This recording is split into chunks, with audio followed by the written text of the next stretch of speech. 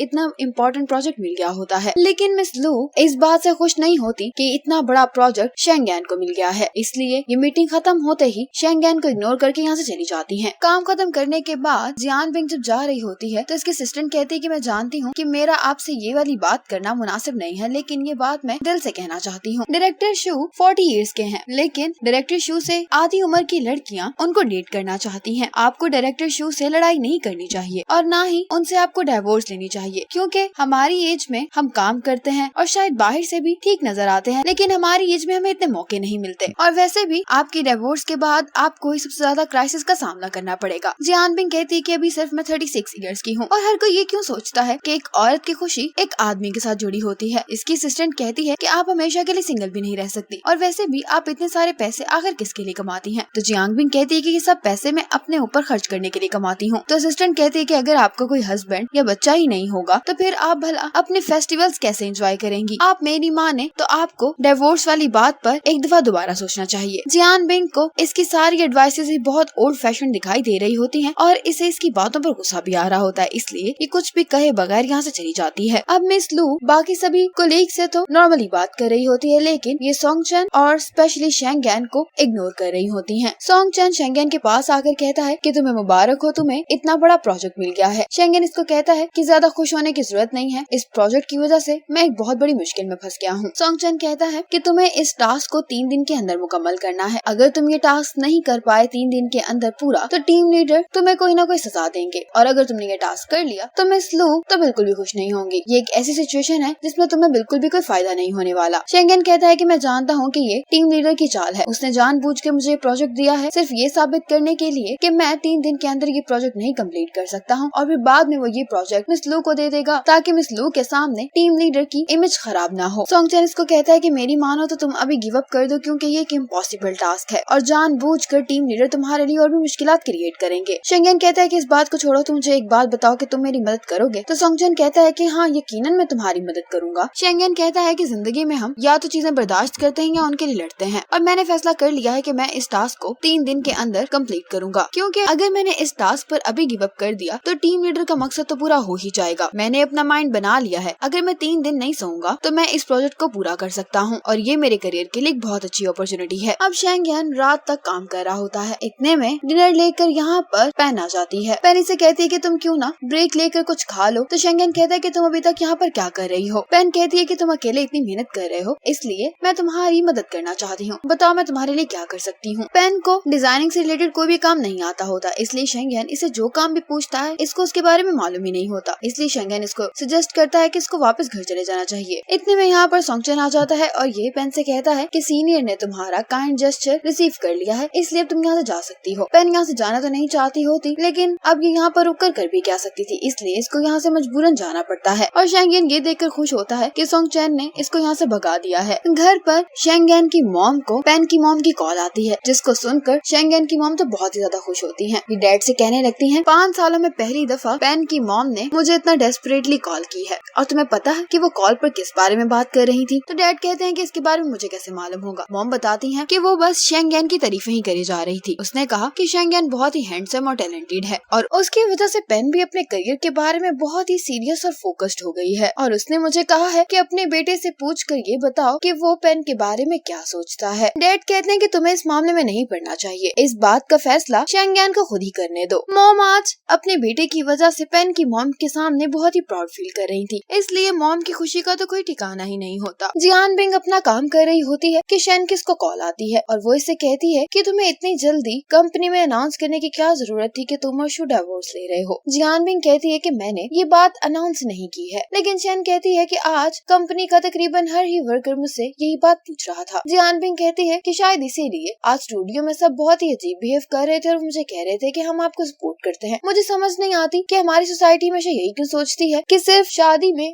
आदमी ही औरत को छोड़ सकता है। वो ये क्यों नहीं सोचते कि एक औरत भी एक आदमी को छोड़ सकती है। और मुझे एक और बात समझ नहीं आती कि औरत की सक्सेस सिर्फ उसकी शादी की सक्सेस से ही क्यों मेजर की जाती है। शेन कहती है कि मैं जानती हूँ कि तुम इस टाइम बहुत ही अनॉय फील कर रही हो। जियान बिंग कहती है कि डिवोर्स मुझे अनॉय नहीं कर रही, लेकिन लोगों की ये गॉसिपिंग और क्वेश्चनिंग जरूर कर रही है। शेंगेन के पास अब टाइम बहुत कम होता है और इसको डिजाइन का पूरा थीम और आइडिया सोचना होता है। ये सोंगचन से कहता है कि तुम मुझसे डिजाइन के रिगार्डिंग 2 ऑप्शंस देखकर क्वेश्चंस करो और मैं उसका एक जवाब दूंगा। सोंगचन बिल्कुल ऐसा ही करता है और सोंगयान भी जल्दी जल्दी जवाब दे रहा होता है। और एंड में सोंगचन ये सवाल पूछता है कि तुम्हें बड़ी उम्र की लड़कियां पसंद है या छोटी, जिस पर शेंगेन कहता है कि बड़ी उम्र की लड़कियां मुझे पसंद है। इस जवाब पर सोंगचन हंसने लगता है, कहता है कि देखो तुमने अब ये बात खुद एडमिट कर ली है। मजाक करने के बाद ये दोनों अपने अपने काम में बिजी हो जाते हैं। डिनर के दौरान डैड मॉम से कहते हैं कि तुमने शेंगयान को बहुत अच्छी वैल्यूज दी हैं, उसके लिए मैं तुम्हारा शुक्रगुजार हूँ, और मैं बहुत खुश हूँ कि तुमने बहुत अच्छा फैसला लिया था जब शेंगयान ने कहा था कि वो अपनी ड्राइंग को एज अ करियर परस्यू करना चाहता है। मैं इसके खिलाफ था, लेकिन तुमने शेंगयान के ड्रीम का साथ दिया। मैं तो ये सोच भी नहीं सकता था कि शेंगयान अपने इसी करियर के थ्रू पैसे भी कमा सकता है, इसलिए मुझे लगता है कि अब तुम्हें भी शेंगयान की शादी की इतनी फिक्र नहीं करनी चाहिए, वो मुझसे कहीं बेहतर है। मॉम कहने लगती है कि आज शेंगयान जहाँ पर भी है उसके पीछे आपकी सपोर्ट है, क्योंकि आपने शेंगयान के लिए सारी जिंदगी ही बहुत मेहनत से पैसे कमाए हैं। उसके रूम के फर्नीचर को ही देख लीजिए कि आपने कितने प्यार और मोहब्बत से अपने बेटे के लिए फर्नीचर खुद बनाया है। इस पर डैड भी मुस्कुराने लगते हैं। ये दोनों फिर शेंगयान के रूम में आकर शेंगयान की चीजों को देख रहे होते हैं। आज ये दोनों बहुत खुशी महसूस कर रहे होते हैं कि इनका बेटा इतना बड़ा हो गया है। इतने में मॉम यहाँ पर एक बॉक्स देखती हैं। ये जब इस बॉक्स को खोलती हैं तो इस बॉक्स के अंदर एक लड़की के जूते, परफ्यूम्स वगैरह पड़े होते हैं। ये सब चीजें देखकर तो मॉम डैड बहुत हैरान हो जाते हैं और इसी मोमेंट पर एपिसोड 4 खत्म हो जाती है।